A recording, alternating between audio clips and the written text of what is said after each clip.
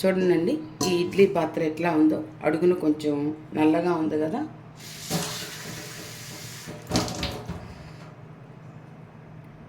ఈ వాటర్ పోసుకొని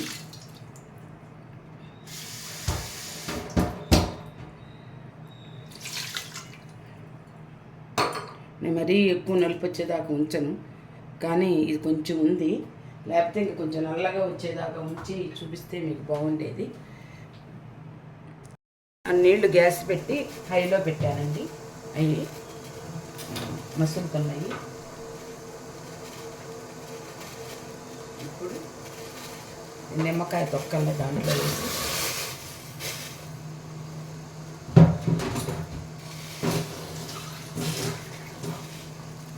బాగా మరగనిద్దాము.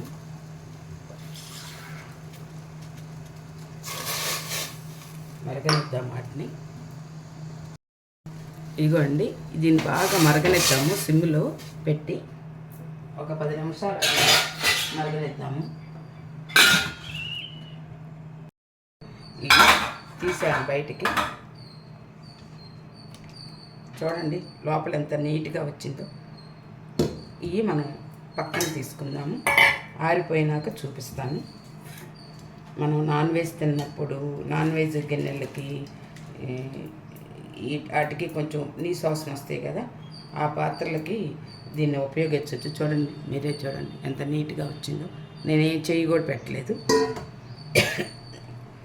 మామూలు మన ఇత్తడి సామాన్లకు కూడా ఈ నీళ్ళు ఉపయోగపడతాయి. నేను ఈ ఆరిపోయినాక చూపిస్తాను. ఇందాక నిమ్మకాయలు తీసి ఎండబెట్టాను కదండి షర్బత్కి, ఆ తొక్కులు తోళ్ళన్నీ ఉడకబెట్టాను. మిక్సీలో తోళ్ళు వరకు వేసుకొని కొంచెం సోడా వేసుకొని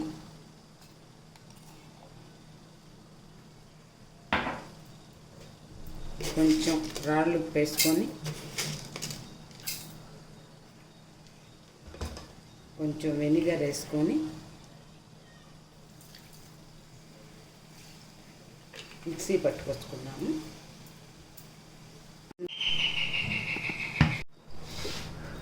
ఇదిగోండి మిక్సీ పట్టాను.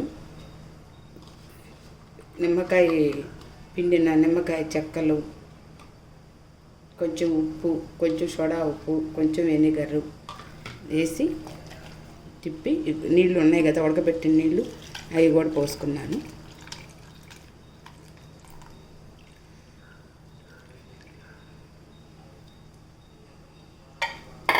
ఇది ఇంకోసారి తిప్పొస్తాను.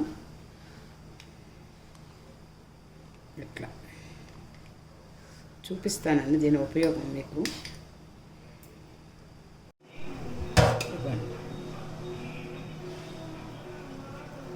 నా దగ్గర విమ్మి ఏమి లేవు, అందుకని దీంట్లోనే ఇప్పటికప్పుడు పారేస్తానండి, ఇంక నుంచి ఉంచుకుంటాను.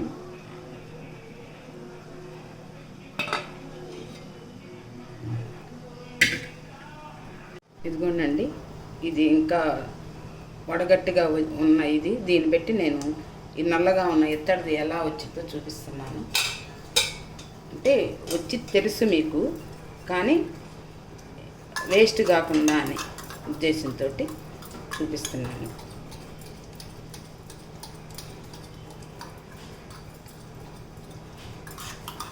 చూడండి, ఈ గ్లాసుకి ఈ నిమ్మకాయ తొక్కేసి ఇది ఇట్లా రుద్దుతున్నాను.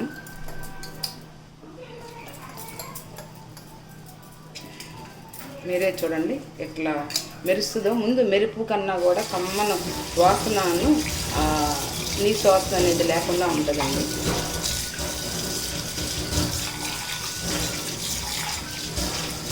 చూడండి ఈ గ్లాస్ ఎట్లా ఉంది, ఇది కూడా ఇప్పుడు సింక్లోంచి తీసాను. ఈ గ్లాస్ ఎట్లా ఉందో చూడండి, మీరే చూడండి. కమ్మన వాసన వస్తుంది.